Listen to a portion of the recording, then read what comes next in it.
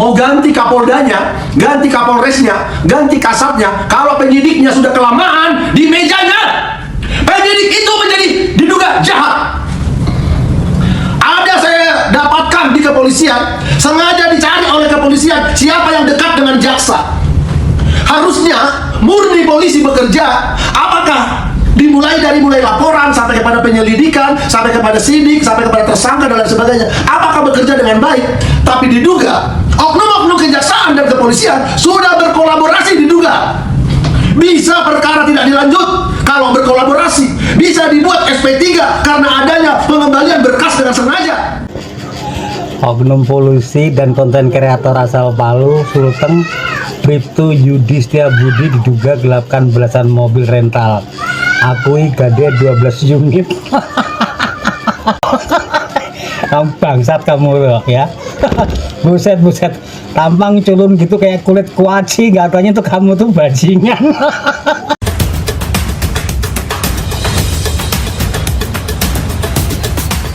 Bismillahirrahmanirrahim. Assalamualaikum warahmatullahi wabarakatuh. Sahabat, semoga sehat selalu dan semoga murah rezeki. Amin ya rabbal alamin. Sahabat, ada kritikan yang luar biasa keras ya dialamatkan kepada pihak kepolisian dari sekelompok masyarakat ya. Dan apakah ini merupakan efek dari patriotisme Roy Suryo CS atau bukan ya? Tentu di lain pihak juga masyarakat umum, sekelompok masyarakat tertentu juga sudah mulai berani untuk buka suara dan mulai berani untuk mengkritik kepolisian. Mungkin ini juga adalah efek dari dibentuknya Komisi Reformasi Polri. Nah, usai kasus dugaan ijazah palsu ini yang menyeret Roy Suryo CS menjadi tersangka, nyali masyarakat itu bukannya ciut ya, tapi di sebagian pihak masyarakat malah tambah berani ya untuk mengungkap kebenaran tentunya. Nah sahabat, usai Roy Suryo CS ditetapkan sebagai tersangka, justru malah mengalir ya dukungan kepada Roy Suryo CS ini, mulai dari tokoh-tokoh, lalu kemudian para purnawirawan dari cendikia semisal Profesor Dr. Tono Saksono ya, dan juga dukungan langsung dari mantan Menteri Menkumham era SBY yaitu Profesor Denny Indrayana yang jelas bersedia untuk mendampingi Roy Suryo CS ini. Dan tidak hanya itu, dukungan juga mengalir dari para cendekia yang lain, termasuk sipil yang juga dosen, misalnya Pak Bonatua Silalahi yang mendukung secara langsung atau tidak langsung melalui kasus yang sedang bergulir saat ini.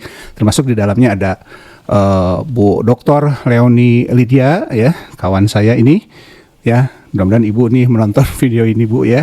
Nah, dilihat dari fenomena ini, masyarakat semakin berani untuk mengungkap kebenaran. Nah, kritik keras ini disampaikan oleh katakanlah ormas gitu, Ormas Perisai Kebenaran Nasional, yang akan kita tonton videonya sampai tuntas ya.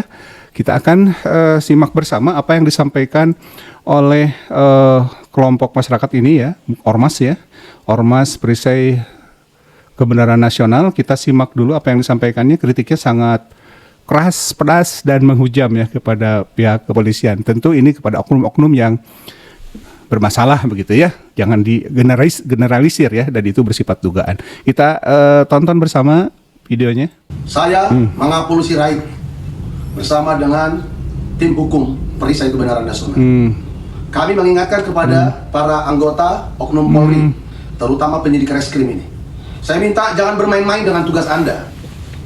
Saya minta kepada Bapak Presiden yang kami hormati, yang kami muliakan, Bapak Presiden Prabowo Subianto dan para kabinet, Menteri Kabinet Merah Putih, terkait dengan percepatan reformasi polisi, telah diangkat oleh Bapak Presiden. Ada beberapa orang, para petinggi yang berasal dari kalangan Polri. Kami sangat kecewa. Tetapi biarlah kekecewaan kami bisa terjawab dalam arti apabila mereka sudah menjadi mereka yang menjadi tim percepatan reformasi polisi yang akan bekerja supaya reformasi polisi yang dimaksud Polri bisa berbenah, polisi yang melindungi, mengayomi, melayani penegakan hukum terasa bisa dirasakan oleh masyarakat. Kami akan apresiasi semua kinerja mereka. Ada yang mau saya sampaikan kepada Bapak Presiden yang terhormat, penyidik Polri apabila lama-lama dia tugas di Polsek, kayak Polsek Rawalumbu ini, terus Polsek yang ada di Bekasi Kota, Polres yang ada di Jakarta Selatan, Reskrim, terutama Polres yang ada di wilayah Polres Metro Bekasi Kota, Reskrimnya, mau ganti Kapoldanya, ganti Kapolresnya, ganti Kasatnya, kalau penyidiknya sudah kelamaan di mejanya, penyidik itu menjadi diduga jahat. Ada saya dapatkan di kepolisian, sengaja dicari oleh kepolisian siapa yang dekat dengan jaksa. Harusnya murni polisi bekerja, apakah dimulai dari laporan sampai kepada penyelidikan, sampai kepada sidik, sampai kepada tersangka dan lain sebagainya, apakah bekerja dengan baik? Tapi diduga oknum-oknum kejaksaan dan kepolisian sudah berkolaborasi, diduga bisa perkara tidak dilanjut kalau berkolaborasi, bisa dibuat SP3 karena adanya pengembalian berkas dengan sengaja. Polri adalah organisasi institusi yang sangat terhormat, tapi oknum-oknumnya diduga lebih bejat, lebih jahat oknum Polri daripada para penjahat narkoba, dari penjahat 378. Karena ketika oknum Polri penyidik menangani perkara, di pikirannya adalah hepeng, uang.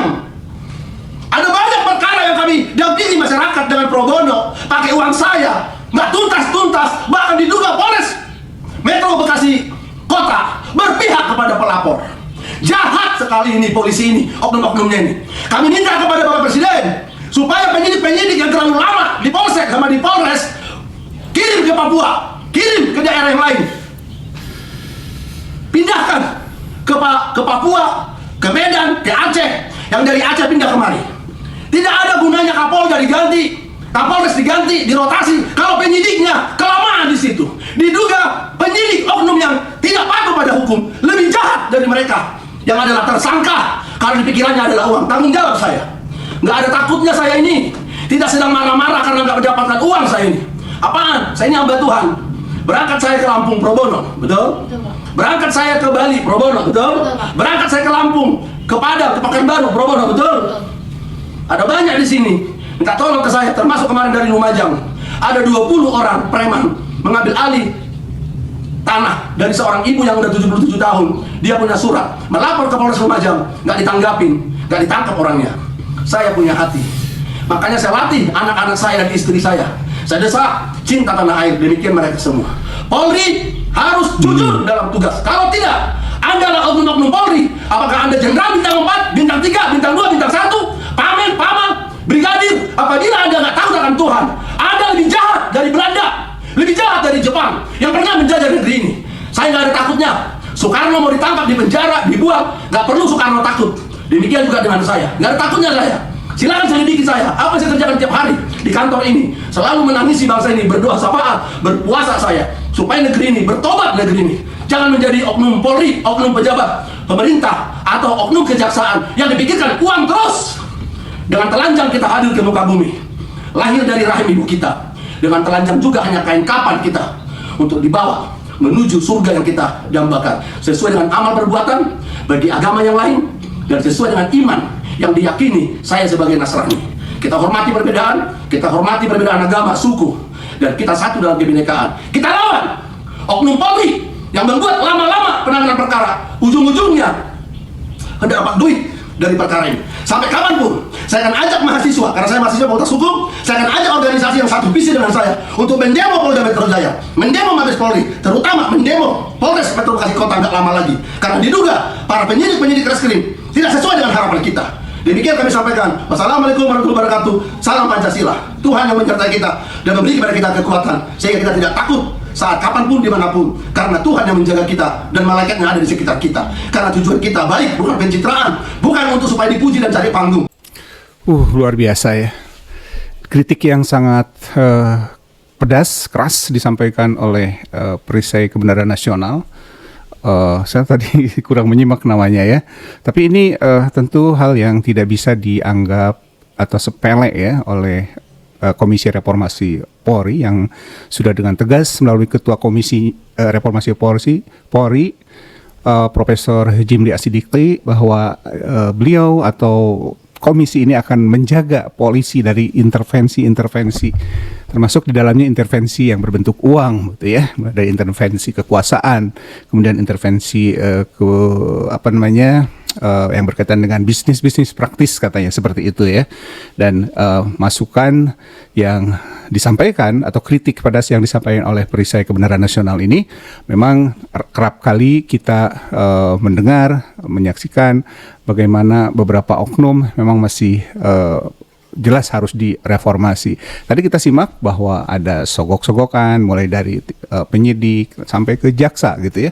Dan ini juga pernah disinggung oleh Profesor Mahfud yang juga ada di tim di Komisi Reformasi Polri. Mudah-mudahan ini sebuah masukan dari sekelompok masyarakat dan juga mewakili kita semua untuk pihak kepolisian agar terus berbenah, terutama melalui tim atau Komisi Reformasi Polri yang sudah beberapa waktu lalu dilantik oleh Bapak Presiden.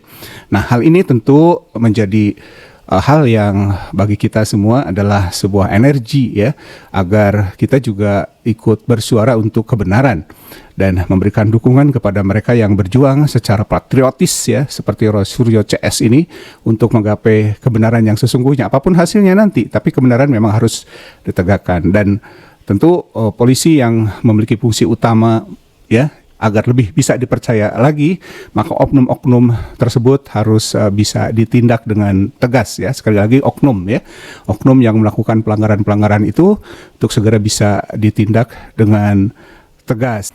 Nah, semoga dengan hadirnya Komisi Reformasi Polri ini, maka Polri akan semakin dipercaya sebagai pelaksana dari 3 fungsi utamanya: penegak hukum, pengayom, dan pelindung masyarakat ya, selain tugas-tugas yang lainnya tentu saja. Dan kritik ini perlu kita dukung ya untuk kebaikan bangsa ini dan tentu untuk kebaikan Polri itu sendiri.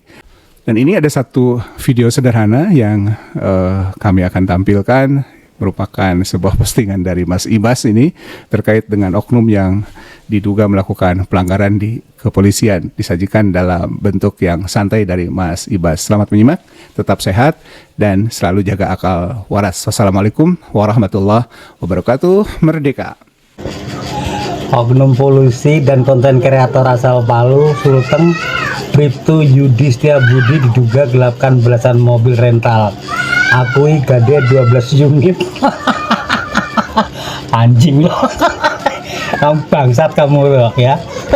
Buset. Tampang culun gitu kayak kulit kuaci, katanya tuh kamu tuh bajingan. Waktu pas kontenmu viral tuh kamu tuh belagunya tuh bukan main. Lu kan dulu yang nantang warga itu adu tembak gitu kan. Terus akhirnya kamu ditentang balik sama akun yang namanya akun Polsek Tanah Longsor, tapi lu alasan terus. aduh, ngatanya brengsek kamu tuh ya. Buset deh, mobil rental loh 12 unit lu gelapin. Gila. Lu tuh ngerusak lembaga kamu sendiri, tahu nggak gitu. Udah sekarang tuh lembaga kamu itu jadi sorotan publik, sorotan masyarakat, tambah lagi kamu ini. Aduh, bener-bener ini kacau.